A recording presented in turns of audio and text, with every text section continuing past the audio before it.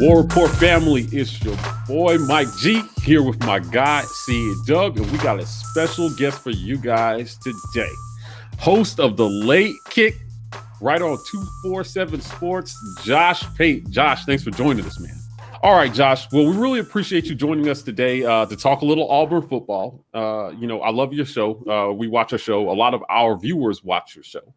So I want to start off tonight talking a little bit about the Harsin hire. We are 4 or 5 months into this. What are your thoughts on Coach Harsin's hire? He was a name that a lot of people weren't expecting during the coaching search. And then they hire this guy from Boise, who's won 10 games a year on average there. What did you think about the Harsin hire? And what do you think about what you've seen so far from what he's doing on the Plains? So two front kind of here. One's principle. Then we can talk about the coach. So in principle, I'm glad the hire happened because it is symbolic of what had to happen behind the scenes there. And initially, the reason why the Harsin hire was so far out of left field is because everyone who's plugged in around the Auburn media apparatus is plugged in because they know which donor to talk to, or they know which board of trustee member to talk to. Well, a lot of those cats were kind of singing the same tune about who they wanted to hire. Whomst is a word I like to use now. Whomst they wanted to hire. Didn't go their way. Almost did. Didn't go their way. So Alan Green did what he needed to do to maybe steer that ship in the right direction. I have no clue, nor do you, nor does anyone else, whether Harsin's ultimately going to pan out. But what I can tell you before I ever even talk about the coach is from a more principled standpoint, the way Auburn ended up going about the hiring process is the right way. That's how you're supposed to hire a head coach. It isn't supposed to run through someone who owns a chain of Cracker Barrel stores and someone who's got a tire conglomerate all over the Southeast, and they just decide, this is going to be the head coach, because that's the one we're going to drop like a little grab claw machine. We're going to drop him in the head coaching chair. So Alan Green was able to get the backing of the right person, and by person, I mean the president of Auburn University, in his corner. And at that point, he had carte blanche to go hire whoever he wanted to. Now he goes to Boise, and he gets the aforementioned Bryan Harsin. As soon as I heard the name, I said, are we sure? Yeah, Bryan Harsin. Okay, he got hired at Auburn. All right. So then you start asking around. And I knew a couple of folks who had crossed paths with him. And, there was limited feedback. Obviously, everyone around the South is scrambling when they hear Bryan Harsin gets hired, because everyone wanted it to be, if it was Kevin Steele, you'd have 47 different insider reports on it. Even Billy Napier, you'd have several insider reports on it.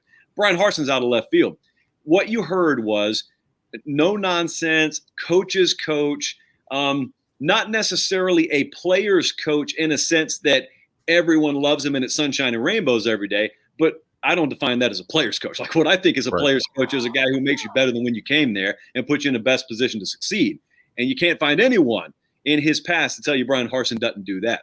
So then, as we know, it's been talked about a million times by now, you eventually shift to, how's he going to be able to recruit down here?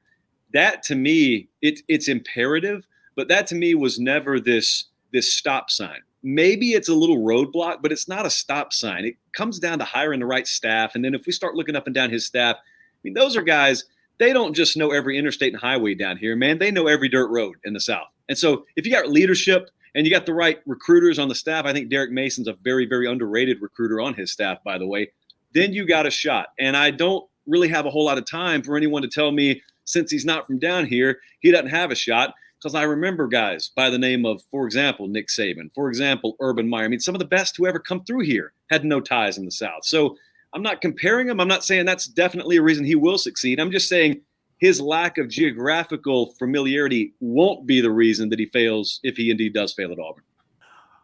All right, Josh, on the Late Kick, you did a show where you talked about some of the newcomers in the SEC. You talked about Clark Lee at Vanderbilt. You talked about Shane Beamer at South Carolina and Bryan Harsin and the hurdles that they had to overcome. In your own words, you mentioned that Bryan Harsin, because of what you previously mentioned, was kind of an unknown. Most Auburn fans and kids around the area, when they heard the name, they said, Bryan who? So he had to overcome that. In your opinion, of course, winning a championship or winning a conference championship would easily put him on the radar. But realistically, in year one, what can Bryan Harsin do to actually jump on some of these kids' radars to actually help push Auburn forward recruiting-wise? So initially, what I would love let's say I'm a 4-star receiver out of Springdale, Arkansas, or Bossier City, Louisiana, or Montgomery, Alabama, for that matter. What I want to know, if I'm a sophomore or a junior in high school, when you mention Auburn football to me, after this season, I need to have an idea of what that is. What is Auburn football? You can't have anonymity. Anonymity is death when it comes to recruiting. I think that the program that famously has done the best job of it was like Chip Kelly when he walked into Oregon. I mean, everyone coast to coast knew what Oregon football was under Chip Kelly. I think Will Muschamp did a terrible job of that at South Carolina. No one could tell you. 4 or 5 years in, like if I were to ask you, hey, what is South Carolina football under Will Muschamp? Well, it's a hodgepodge of stuff. I can't tell you their offensive identity. Now, I know we got an offensive coordinator now here at Auburn that came from there, but under different leadership, hopefully it's a different story. But in year one, and I don't know how you quantify this. I just hope there is a discernible direction and there's a discernible identity, because that gets every other ball rolling. Like that knocks down every other domino you need to start knocking down. And all of a sudden, you got a fighting chance against the big boys in recruiting battles down here. But also, when you get a critical mass of your roster buying in and your staff, you hope is already bought in. But when you get that roster buying in, which I can guarantee you, whether it sounds like it or not, every single one of them hasn't done yet. And that's natural. That's normal. I think that goes a long way in the future of Auburn football. You could accomplish that and go 7-6. You could not accomplish it and go 8-4. That's why when a lot of folks talk about what the record needs to be, it'd be great. Get as good a record as you can, man. But I don't put a quantifiable metric on this amount of wins is going to tell me Auburn's headed to the right direction. If there's week over week improvement, if we get to late November and we say, you know what?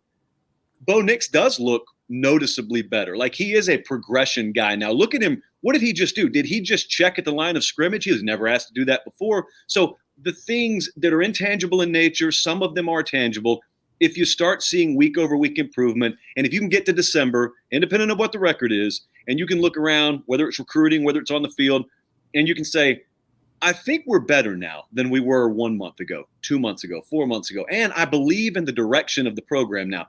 If you can say that, then it's a win in year one. And I'll give you a perfect example. At Georgia Tech, Jeff Collins is doing this. Jeff Collins, they've been terrible record-wise his first 2 years. They got 3 wins his first year. Last year was a short year. They had 3 wins last year. That guy and his staff are going into year 3 right now. 6 combined wins his first 2 years, and yet everyone's on board. Everyone believes in the direction. They didn't start. Not everyone starts at the same starting point. He had to gut it all because he was inheriting a triple option team, essentially. But he sold the direction, and everyone's bought in. Now, ultimately, he's got to get it done on the field. Ultimately, Bryan Harsin will have to get it done on the field. But that sort of stuff, more so than record, is what I'm looking for in year one. So, Josh, I want to stick with the theme of identity, right? What is Auburn football under Bryan Harsin? Now, he's bringing in what it has been widely known as a multiple offense. Mm-hmm. And a lot of fans don't know what that is, because under Gus, we were a hurry up, no huddle spread, sometimes kind of attack. It seemed to evolve over the years. And it seemed like over the last few years, we spent a lot of time trying to stuff a square peg in a round hole with this offense that Gus was trying to run. In my estimation, I felt like the offense ran better when you had true athletes at quarterback. We tried some pocket passers there who, Jarrett Stidham is the only one who had any real kind of success in this offense. So when you're talking about the multiple offense, you're talking about switching, offensive styles, switching systems offensively. How difficult do you think it's going to be for the players that we have to go from what Gus was running to a system that will require more pro-style concepts and some different techniques? I think it's difficult, to be honest with you. I think that's a much sharper learning curve than maybe is given credit for. You are talking about, at its fundamental core, Gus Malzahn's offensive system we're speaking of. You're talking about a system that essentially told the player, if you'll just do the work, we'll do all the thinking for you, right up to the quarterback position. If you'll do all the work once you hear snap, then we'll do all the thinking for you. So you get to the line of scrimmage, hurry up. Hut. All right, we got our look. Now let's check to the sideline, and there's our brain over there. We're not going to use the one God gave us between our ears. We're going to use you on the sideline. There's some cool poster boards over there, and there are a bunch of 14 different people giving hand signs. But then all of a sudden, you got a new staff that comes in and says, hey, guys, guess what?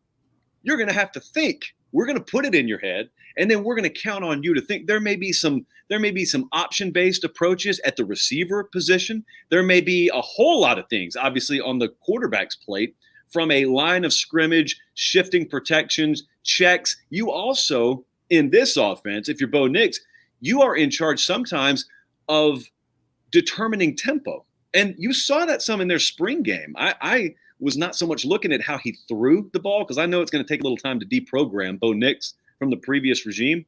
But where they tested him in the spring game is the same area they're testing this entire offense. And that is, give him some stuff. Let's throw it all against the wall. Let's have him make some checks at the line of scrimmage. Let's have him shift some protections at the line of scrimmage. Let's have him dictate tempo. And he did that. I don't know if everyone picked up on that, but he did that a time or two. Well, now you're asking the entire offense to do it. Think about how much more complex from an offensive lineman standpoint this may be. That's why when we look at Auburn this year on the offensive line, got a lot of guys coming back. That's the pro. The con would be, well, we don't think many of them were very good last year, and I'll grant you that. But at least what you have is you have mentally, hopefully, some more mature guys who can handle that, as opposed to having a bunch of freshmen coming in that you're having to lean on. And then also you're having to install totally new concepts. And I don't know, it's a give and take there, because there could be also the argument to be made, well, hey, at least you're not having to deprogram the offensive linemen. They come in, freshmen, and this is the only system that they've known. But to answer your question, which I could have done in like 20 seconds, yes, it is very hard. And no, I do not expect anything close to a finished product by the time they take the field week one. And that all has to be baked in to our year one expectations. Good stuff. To piggyback off of that, in terms of what Bryan Harsin has traditionally run, being at Boise and the 1 year at Arkansas State, do you believe that Auburn has a lot of the pieces in place right now to kind of do the things that Harsin is doing? Or just is this a typical year one, I got to make the best of what I got to kind of put out a pretty competent offense? I think it's probably more the latter. Now, he's got better athletes down here, but the competition's going to be able to say the same thing. And so I know in his heart, I don't care how guys talk, you got to push the ball down the field. And to do that, you got to have the right quarterback, but you also got to have the right guys out wide.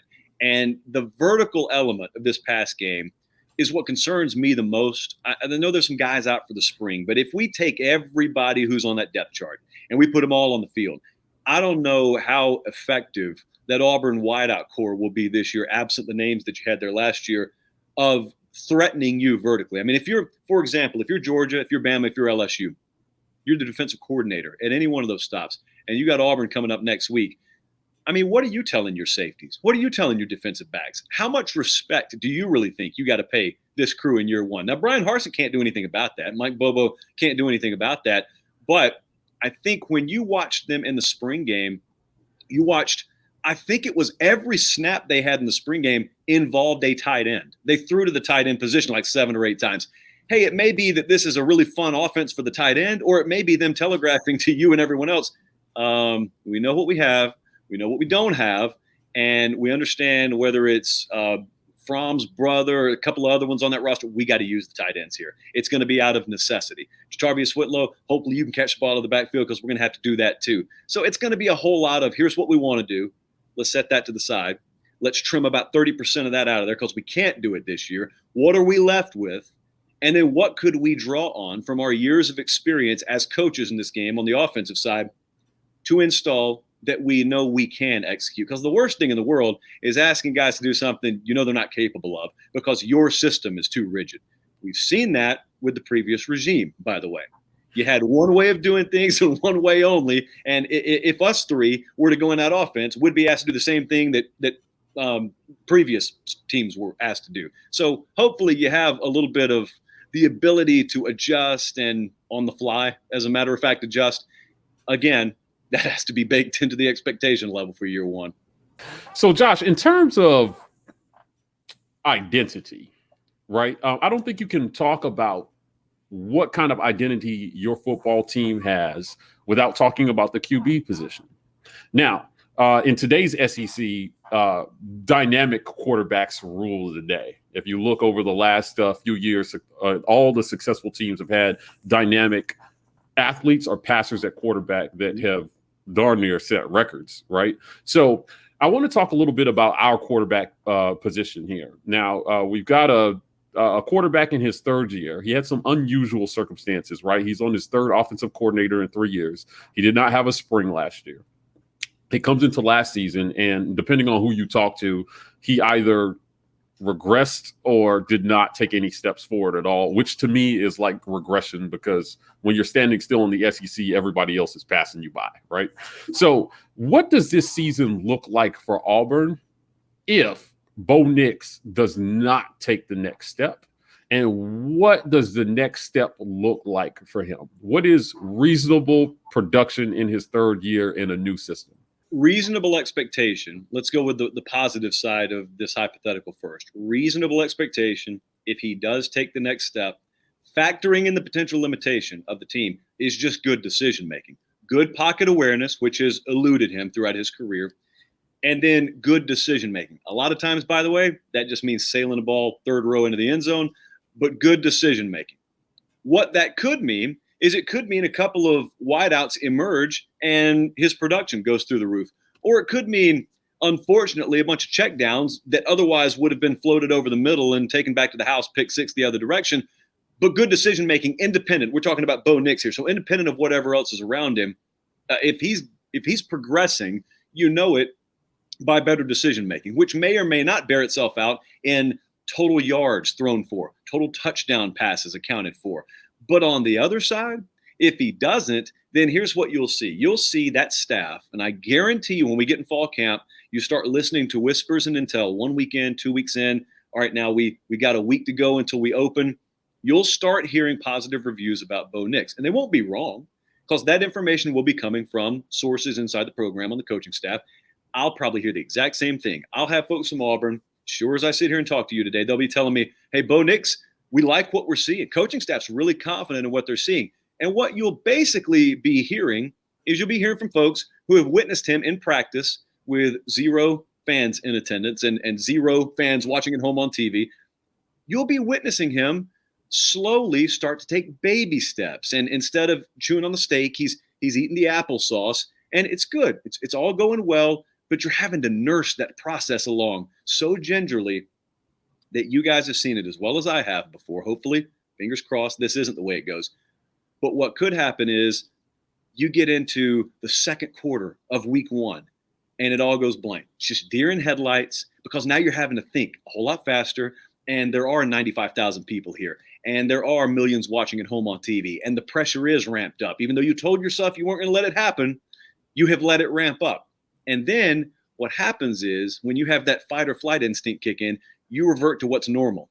And what's normal for Bo Nix is what we've seen. And that's not good enough. So that's what it would look like, I think. Regression, like you just said, regression, it wouldn't be him, flying backwards, but it would be him taking a step back to what he's always been. And what he's always been, I think we can safely assume at this point, it's not gonna work. So you mentioned, I'm laughing at myself when you bring up fight or flight.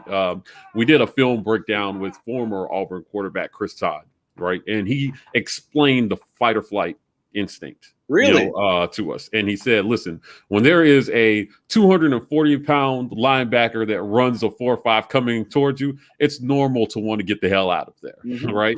And so we asked Chris, we said, Chris, how do you fix that though? How do you get a guy to stand in the pocket, deliver the football, knowing he's going to take a hit? And he said, honestly, Mike, the only thing you can do is to try to simulate that in practice. And it's repetitions. It's all reps. You have to rep it until you can't get it wrong. And then sometimes he's still going to get it wrong. So in your estimation, Josh, how likely is it, based on what you've seen, that he can mentally take that next step, fight that fight or flight, and stand in the pocket and make a big throw? Because I'll tell you, when I looked at the film of, last night I was watching LSU versus Bama 2019, an absolute slugfest from 2 really good quarterbacks. And I saw Joe Burrow just stand there and take some hits, man. Like, he did not always have a clean pocket. He didn't. No. He got hit quite a bit. He was sneaky about escaping pressure, but he seemed to have that thing that just said, hey, listen, I know I'm going to get hit, right? And all the championship quarterbacks seem to have it. You know, are there any examples of quarterbacks who don't have that developing it? You know, how likely is it that he takes that sort of step? That's a good question now. That follow-up's a good question because I can't think of them off the top of my head. It seems intrinsic, like it seems built into the DNA. Now, obviously, most of the time, the guy has probably gotten the job because he does possess that. And so the only thing that you're seeing by default is a quarterback who has that. I remember a long time ago, one of the first coaches I ever interviewed was Todd Berry, who was at the time at Louisiana Monroe. And I had him on one day, and he works with quarterbacks, obviously. So I said, what's the most important characteristic in quarterback play? And I thought he was going to talk about something physical. And he said, poise. He didn't even let me finish my sentence. He said, poise, man. Like, that's it. It doesn't matter how big your arm is and how many barrels you can throw a football into 40 yards downfield. If you don't have poise when someone is bearing down on you and you can't execute every bit as much with that pressure as you could against air, you're useless to me. You may be impressive at a carnival. You may take some money off people, but you're useless to a football team because of the reasons that you just talked about. So here is the catch-22. Preview magazine season's coming. And all the preview magazines are going to suggest to you because Bo Nix is a third-year quarterback, then that's a good thing. Because when you have a third-year quarterback coming back, magically you're just supposed to incrementally improve 15% year over year. Sometimes that happens, sometimes it doesn't, but don't tell a preview magazine that. Well, I would counter with this. What would be easier? Would it be easier to get a true freshman, which is a blank slate when he comes in? Would it be easier to get him ready to play? Or would it be easier to take what we have now with Bo Nix and all these characteristics we know he hasn't possessed and try and build that into him 2 years and now 3 years into his development? Honestly, I'd rather take the true freshman. Of equal talent, I'd rather take the true freshman because with the true freshman, I'm not having to deprogram anything. I'm just taking him. Now, he may be a lump of clay, but I get to start developing him day one. Whereas if I come in and I got a guy who has been woefully underdeveloped and therefore he's developed the wrong habits for 2 years, I got to go backwards before I go forwards with him. And there's no promise even after I go backwards that anything I do is going to stick. So I think it's an uphill battle. I'm not saying he's going to be useless because Bo Nix has still got talent. But again, how useless or how useful is it when he doesn't possess intangibles like poise? I know it's easy for me to sit here in an office and say that because I've never had to do it, but no one's asking me to do it. People are asking him to do it. He plays the position. It's a heavy burden because you get a lot of glory at that position too, but it's a heavy burden to shoulder that, you know, if you're a safety, if you're a middle linebacker on a team, doesn't matter how good you are. If your quarterback doesn't have that, everything you're doing is going to end up maybe or maybe not even getting you to a bowl game. Listen, Josh, you and me are going to get along, buddy. We're going to get along great. Bo Nix is in high school. I'm watching him. I think they had the state title game. The year I watched him was down at Jordan-Hare. So I'm watching him, and I know Auburn's got this guy coming in. And I'm thinking to myself, man, Gus Malzahn's never developed his own high school quarterback. It's always been transfer. It's always been JUCO. It's always been go get a DB and turn him into a quarterback. But it's never been, let's go get a guy out of high school and develop him. So I thought, this is can't miss. This guy right here, that's going to be Gus Malzahn's ticket. And it just never panned out, which kind of solidified everyone's opinion of Gus Malzahn's inability to develop his own quarterback in-house. Now, that's Central Florida's potential problem now, but I've been screaming it just like you because I've been let down just like you. Yeah. Oh, my goodness. So after spring, we saw Bo pretty much as the number one, and it was assumed that it was his job to lose. What we were curious about was the competition behind Bo. And during the spring game, we saw Grant Lloyd take most of the second team snaps, which in my opinion, left a lot to be desired. Yeah. In your opinion, going into the summer and fall, realistically, what should Auburn's quarterback competition look like? I think the quarterback competition at Auburn is let's go find our quarterback. I mean, you got to have depth. Obviously, if someone gets hurt, you got to have guys to put in there. I highly doubt that they look at that roster right now and say, all right, well, we got our guy. We got our future guy on campus. Like at LSU, they got Nussmeier. They know they got their future guy. Alabama had Bryce last year. They know. Man, Oklahoma is in like dreamland right now with Caleb Williams. I don't think Auburn's there. So you develop them as much as you can.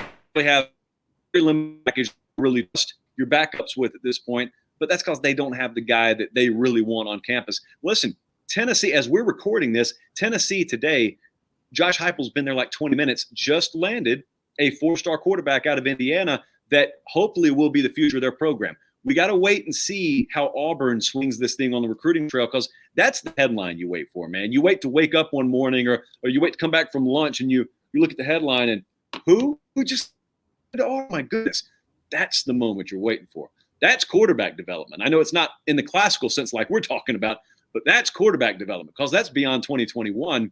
That's what I'm looking at every bit as much. I'll tell you, I will be focused as much on Auburn recruiting this year, even during the season, as I am on actual Auburn football on Saturdays, which would just fly in the face of conventional wisdom. But when you understand the situation there right now, and you understand the plight of a new coaching staff in the toughest conference to play in America, then I think it makes a little more sense.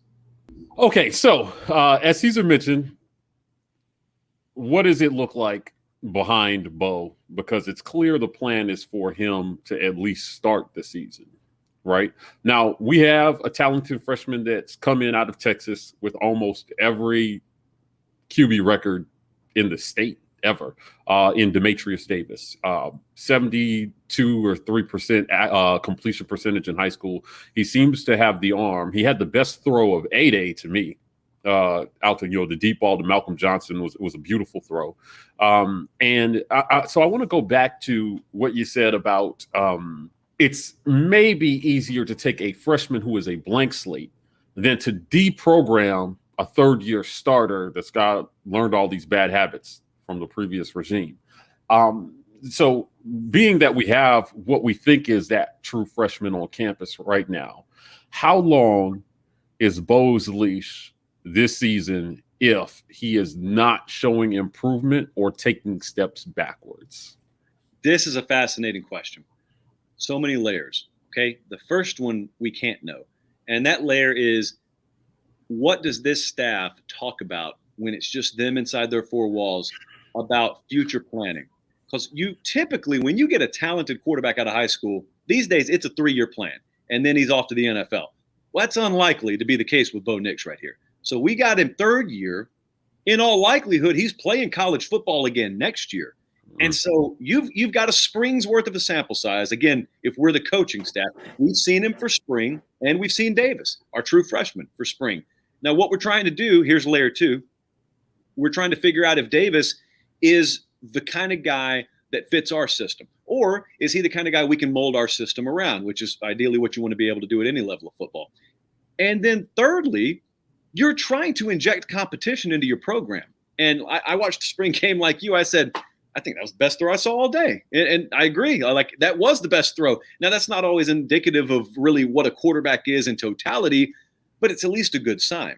And so you hope you get competition, but here's what you really hope. You hope you get a definitive answer. And you hope either Bo Nix separates, or I don't want to say you hope he fails. You hope it's crystallized one way or the other. Because the last thing that you want is to get in December and you finished 7-5, and there were a few one-possession games there, so you were competitive, but ultimately indecisiveness at the quarterback position is what cost you. And it was your 3rd-year veteran starter that was at the helm for pretty much the entire way. And you've loved what you've seen from Davis in practice, and now you got to decide, are we committing to the 4th year under Bo Nix?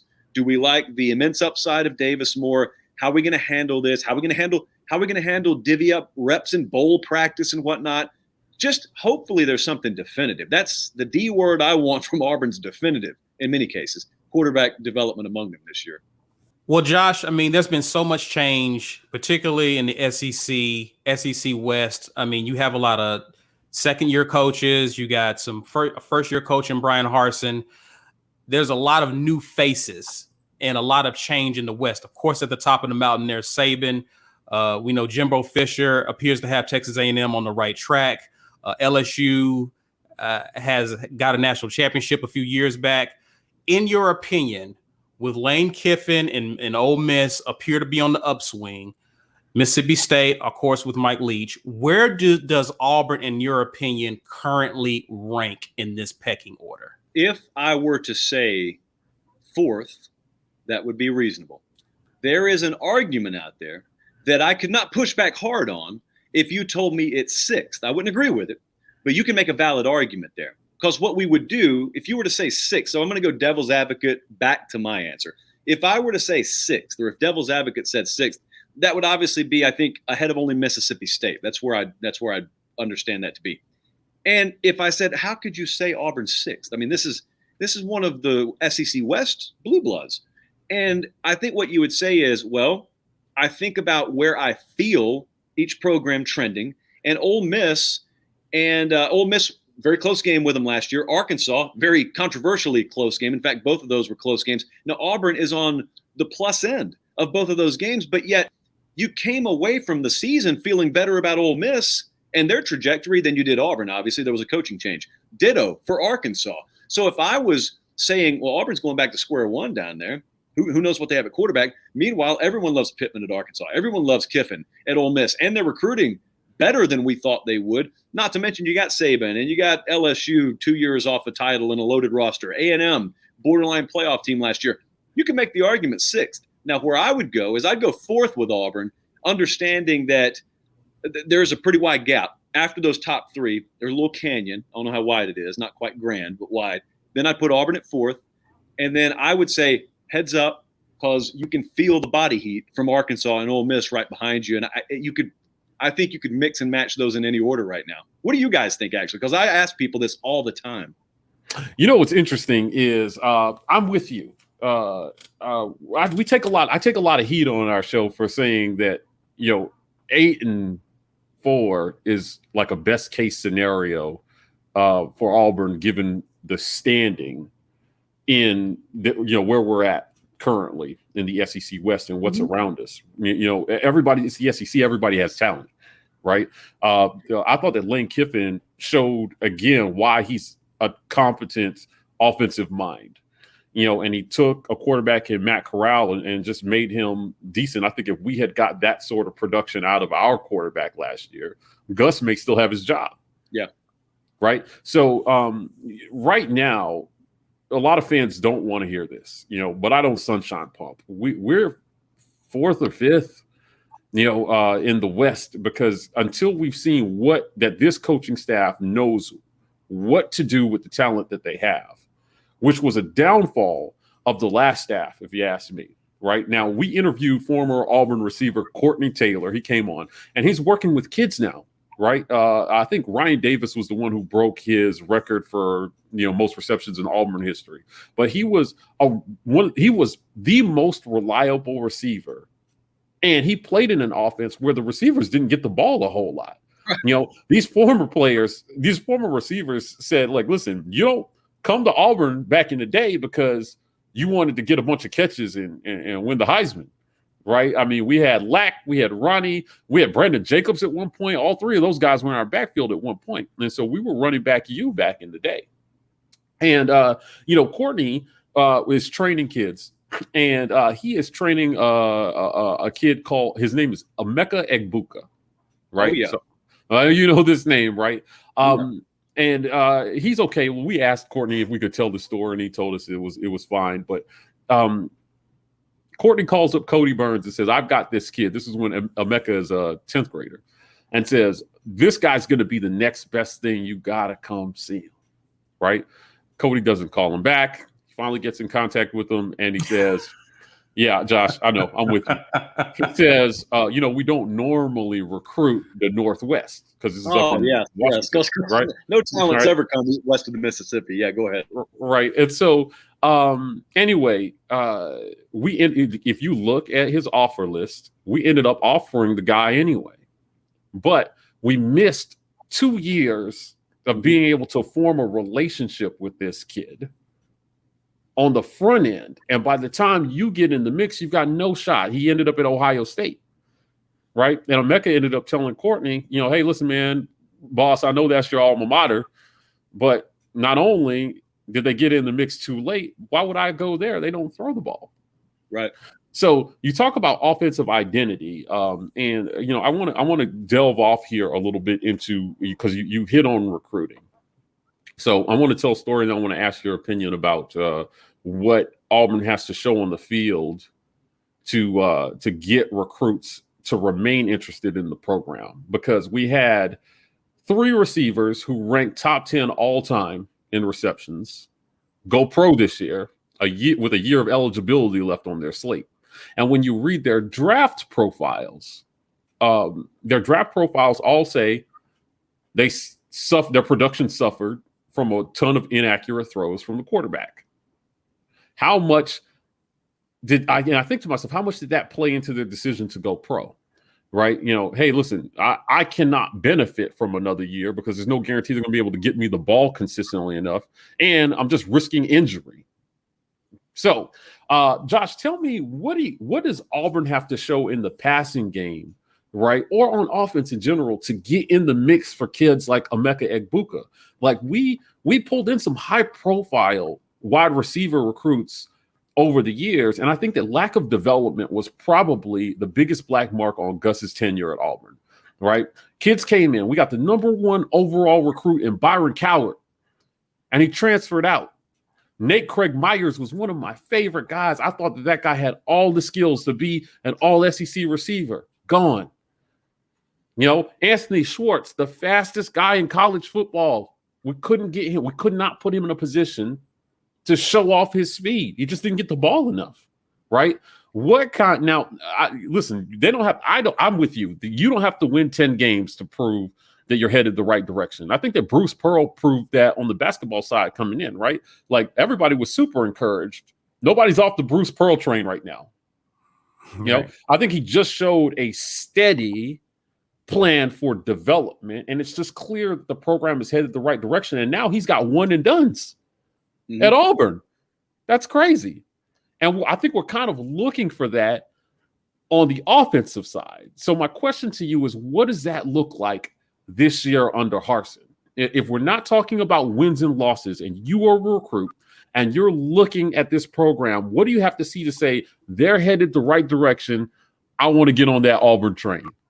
I want to see distribution, first off. I want to see stretch. So stretch and distribute is 2 things I want to see. Because you can come into my living room and you can tell me, if you're an assistant coach and I'm a high-profile receiver, you can tell me, look at how we're distributing the ball.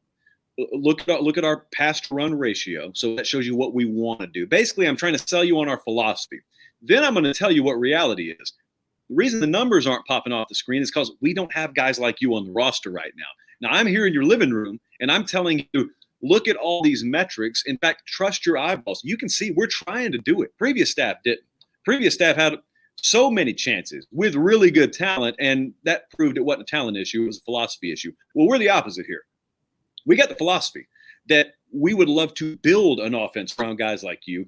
We just don't have guys like you. So if you're watching right now, I need you to do me a favor. You, your mom, dad, aunt, uncle, everyone sitting in this living room, I need you to just do like that old Etch-a-Sketch and just move it to the left and right and just erase whatever you think Auburn football is from an offensive perspective, because that's the past. If your 24-year-old brother played here, that was a problem for him. But you're 16 and 17 years old.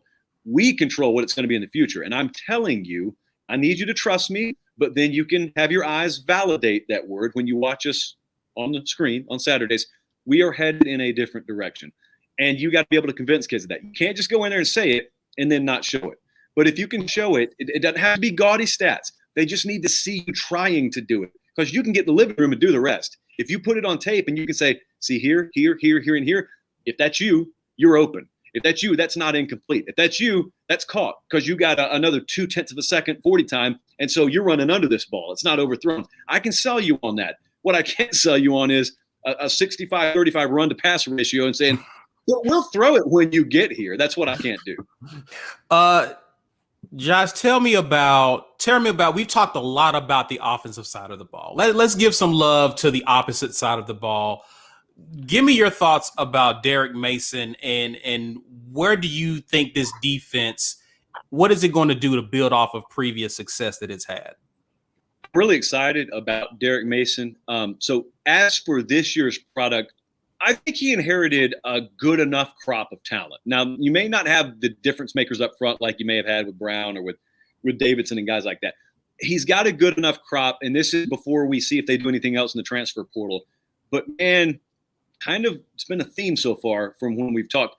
Independent of what the production is this year, I'm excited to see him get out on the trail, man, because I think that's probably one of the biggest hidden gems in the conference is Derek Mason, because I think you got a plus defensive coordinator. Like I think he's easily top half, if not top third, of defensive coordinators in the conference. So I'd love to have him on my team. But here's the thing. When you ask folks, even around the conference, when I've asked people, give me your take, Derek Mason, the recruiter, they have no clue what to say. He was at Vanderbilt, where it's really hard to gauge how good a recruiter you are. And he was at Stanford before that. And it's really hard to gauge how good a recruiter you are. He's never been turned loose at a recruiting power, at a place where you don't have the academic restrictions tied around your neck and you can't hardly breathe when you get out on the trail. Now you got the freedom to go after the same kids that LSU and Georgia and Alabama do. And it could be that what we have on our hands here is a really good coordinator, but also an ace recruiter. Now, I don't know that. That's my area to watch, one of the biggest areas to watch with Auburn. What if that is true? What could be the case is we're sitting here a year from now, and whereas right now we're talking about the Bryan Harsin hire. I'm not sure how much Harsin would like this, but maybe a year from now we're saying, yeah, Harsin was big, but I'll tell you what was equally as big is Bryan Harsin bringing in Derek Mason. I mean, we all wanted to talk about offense and Bo Nix, but it ends up being Derek Mason that not only maybe spearheads a defense that bails us out in a couple of critical games this fall, but then end up being instrumental in the recruitment of defensive and big-time offensive guys. Derek Mason is the kind that if he does live up to this billing, he's the kind of guy that you don't just put in one territory recruiting-wise, and you don't just put him on defensive guys. If he is a true, like, bona fide stud recruiter, take him into Plant City, Florida, and talk to a wide receiver. You take him out to Little Rock, Arkansas, talk to a quarterback. You put him in front of the best, and you trust him to reel him in. I hope, for Auburn's sake, that's what they have in Derek Mason, and that's well above and beyond just defense. So, Josh, we've talked a lot about offense. I appreciate your take on defense. We talk very little bit about defense because I think that the average fan has less questions about defense. Defense, if you ask me, hasn't really been an issue the last few years. We expect Derek Mason to kind of pick up the mantle and keep it going. Now, they lost some really good guys to the NFL. I don't think that Harsin would be offended by talk about the guy that he hired doing a good job. But let's talk a little bit about his counterpart on the offensive side of the ball. Now, we have an offensive-minded head coach who went out and got Mike Bobo from South Carolina and previously from Georgia. And fans are a little split on this, right? Like, I trolled the boards to try to get a sense of where does the average Auburn fan land on Mike Bobo? Some people point to his track record with quarterbacks. Right. Other people say, South Carolina was really regular last year. Right. Do we want to be that? And you have Bryan Harsin bringing in his multiple offense. Harsin has said that Bobo is going to call plays. But can you talk a little bit about what it's going to take for these guys to be successful, kind of melding their offensive philosophies?